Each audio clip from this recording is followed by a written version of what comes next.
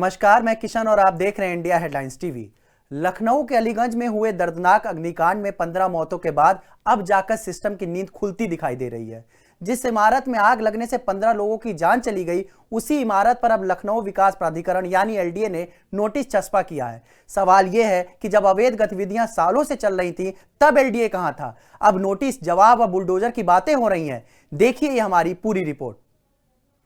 Screen पर आप देख सकते हैं कि एलडीए की टीम हादसे वाली इमारत पर नोटिस चस्पा कर रही है। प्राधिकरण ने भवन मालिकों को 15 दिन का समय दिया है और उनसे इमारत से जुड़े दस्तावेजों और नक्शा पेश करने को कहा है।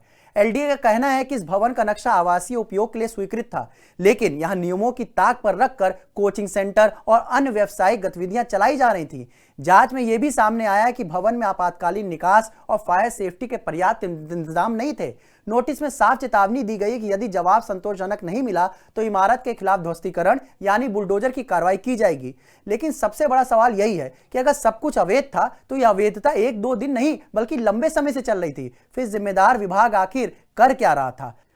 वहीं 15 लोगों की मौत के बाद अब प्रशासन और एलडीए एक्शन मोड में नजर आ रहा है। शहर भर में कोचिंग सेंटर और व्यावसायिक संस्थानों की जांच की जा रही है।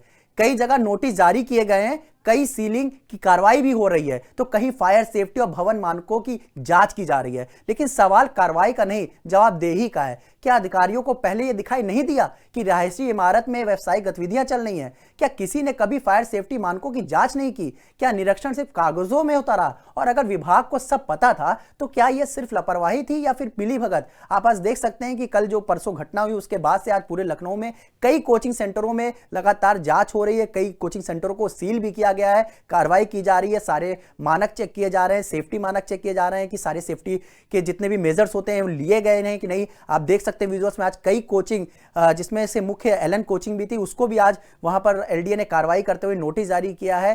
कई कोचिंगों को सील भी किया गया और कई को नोटिस जारी हो गए। अब इस मामले में एक और बड़ा खुलासा सामने आया है। जांच में पता चला है कि जिस इमारत में यह भीषण हादसा हुआ उसके खिलाफ पहले भी शिकायतें और रिपोर्ट सामने आई थी, इसके बावजूद कार्रवाई नहीं हुई। मीडिया रिपोर्ट्स के मुताबिक एलडीए ने अब इस पूरे मामले में अपने ही 18 इंजीनियरों और अधिकारियों की भूमिका की जांच शुरू कर दी है। प्रथमेश कुमार की जांच रिपोर्ट में सवाल उठाया गया है कि आखिर वर्षों तक रिहायशी भवन में व्यावसायिक गतिविधियां चलती रहीं, लेकिन जिम्मेदार अधिकारियों ने उसे रोकने के लिए क्या किया?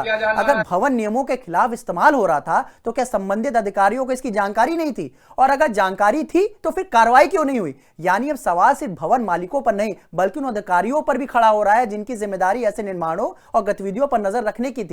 क्योंकि किसी भी अवैध निर्माण या नियमों के उल्लंघन की जिम्मेदारी सिर्फ मालिक की नहीं होती, उस सिस्टम की भी होती है जो सालों तक आंखें बंद रखता है और हादसा होने के बाद अचानक सक्रिय हो जाता है। 15 लोगों की मौत के बाद नोटिस चिपकाना आसान है, बुलडोजर चलाना भी आसान है, लेकिन उन 15 जिंदगियों को कौन वापस लाएगा जो सिस्टम की अनदेखी और प्रशासनिक लापरवाही की भेंट चढ़ गई? अगर इमारत नियमों के खिलाफ थी तो जिम्मेदार सिर्फ भवन मालिक नहीं है, उन अधिकारियों की भी भूमिका भी सवालों के घेरे में है जिनकी आंखों के सामने नियम टूटते रहे और फाइलों में सब कुछ ठीक बताया जाता रहा। अब देखना होगा कि कार्रवाई सिर्फ नोटिस और निलंबन तक सीमित रहती है या फिर इस हादसे के असली जिम्मेदार तक भी कानून का हाथ पहुंचता है।